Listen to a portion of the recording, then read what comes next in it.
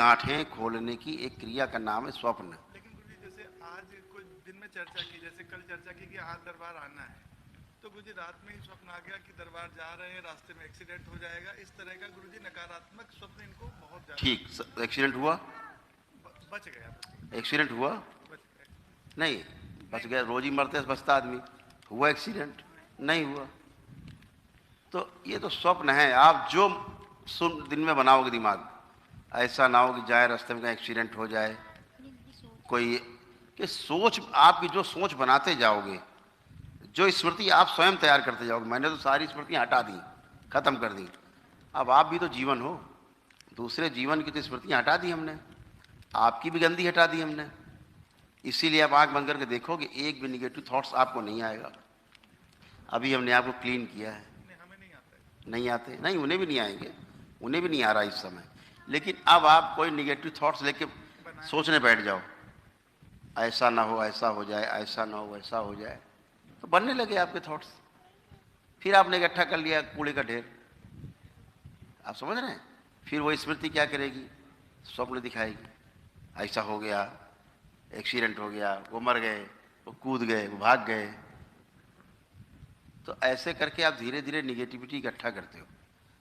तो भजन करिए, अच्छा अच्छा साहित्य पढ़िए, अच्छी बातें करिए, अच्छा अच्छा सोचिए।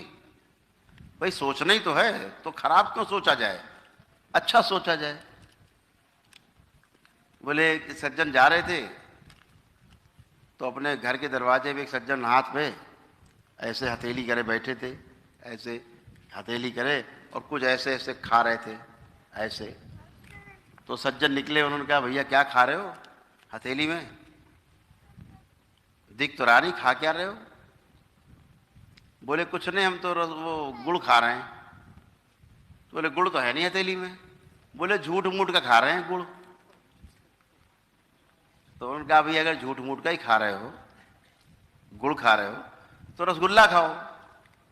अगर झूठे मूठ पे खाना है तो गुड़ क्या खा रहे हो?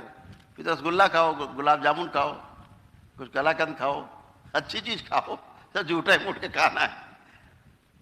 तो जो सोच रही है, केवल सोचने में कौन सा पैसा जा रहा है? तो अच्छा अच्छा सोचो, अच्छा साहित्य पढ़ो, ठीक है ना? तो अच्छा साहित्य हम तभी पढ़ पाएंगे जो हमारे संस्कार अच्छे होंगे, पीछे से हमको मिले हैं, स्वयं को जो संस्कार मिले हैं हमारे जीवन को माता पिता से, तो आपकी सोच अच्छी हो जाए। देखिए महापुरुष कहते हैं जैसा आप सोचते हैं वैसे ही आप करते हैं, फिर वैसे ही आप बन जाते हैं। प्रक्रिया शुरू होती है हमारे विचार से, सोचने से, सारी प्रक्रिया। दरबार का अनुसंधान है कि जितना कुछ अस्तित्व में है उतना हम सोच भी नहीं पाते। उसमें से जो सोच पाते हैं उतना हम देख नहीं पाते, और जितना हम देख पाते हैं उसमें से जितना हम कुछ कर पाते हैं थोड़ा बहुत, उतना भोग नहीं पाते। जितना किया आपने, मान लीजिए अपने जीवन काल में किसी व्यक्ति ने 10 करोड़ रुपए इकट्ठे किए, तो 2-4 करोड़ वो छोड़ के ही जाता है बैंक बैलेंस। ठीक, पूरा लेकर जाए अपने साथ तो जाएगा नहीं, सोना चांदी घर मकान दुकान कुछ ना कुछ छोड़ के जाएगा, बच्चे परिवार। तो जितना हम कर पाते उतना भोग नहीं पाते, यानी छूट जाता है। जो छूट जाता है वो हमारा भोग बचा रहता है, उसी को दोबारा भोगने के लिए हम पुनः जन्म लेते हैं। जो पुनः जन्म लेते हैं भोगने के लिए, उससे हम प्रारब्ध कहते हैं। वही प्रारब्ध सोचने से शुरू होता है। जितना अस्तित्व में है उतना हम सोच भी नहीं पाते, यानी सारा किस्सा शुरू होता है कहाँ से? सोचने से। तो सोच अच्छी की जाए, सोचना ठीक किया जाए, तो सोचा तो कम से कम अच्छा जाए। अब ऐसा हो जाएगा कि वैसा हो जाएगा कि ये ना हो जाए कि वो ना हो जाए, तो आशंका और भय, भय से शुरू होता है। भय, भय से आशंका, आशंका से द्रोह, द्रोह से विद्रोह, विद्रोह से फिर युद्ध, युद्ध से फिर शांति। ऐसा क्रम है। तो भय से शुरू होता है और युद्ध तक जाता है। ठीक, तो भय आशंका विद्रोह, है ना?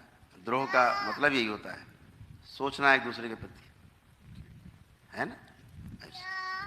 तो अच्छी अच्छी जो आप सोचेंगे वही आपकी स्मृति बन जाएगी। फिर वही आपके जीने का आधार बनेगी, स्मृति। ऐसे कर, बाकी कुछ नहीं। एकदम साफ है ना। एकदम नीट एंड क्लीन हो तुम लोग, एकदम खूब अच्छे से जीवन जिए, समझदारी से जीवन जिए आप लोग, ठीक है।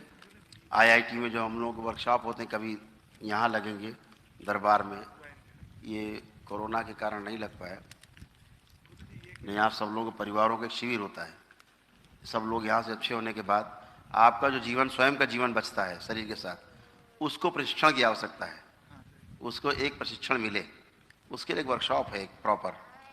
तो वो वर्कशॉप 7 डेज होती है, उसमें पति पत्नी बच्चे सब बैठते हैं, परिवार की होती है, उसमें पता लगता है कि हम हैं क्या और क्यों हैं और कैसे जीना है, इसका पूरा एक प्रारूप है, ठीक है ना।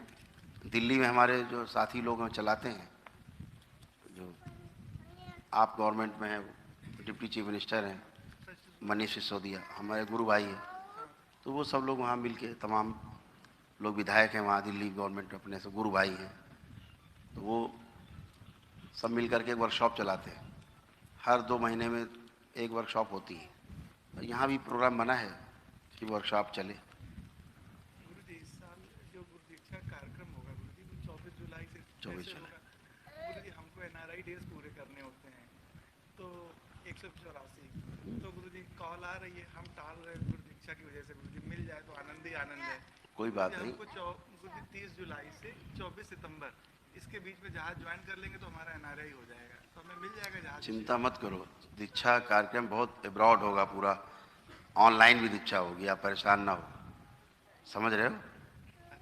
हाँ परेशान मत हो, ये नहीं कि 24 जुलाई को ही दीक्षा होगी, 24 को तो दीक्षा का शुरुआत हो जाएगी, फिर वो प्रत्येक महीने में तिथिवार हुआ करेगी, वो पहले से डिक्लेरेशन रहेगा, ठीक है। गुरु जी आपकी बार हमें कब शिप में जाने को मिलेगा, कब जाएंगे गुरु जी? कब जाना चाहते हो शिप में? हम चाहते हैं गुरु जी गुरु दीक्षा के बाद जाएंगे गुरु जी, यहाँ से 24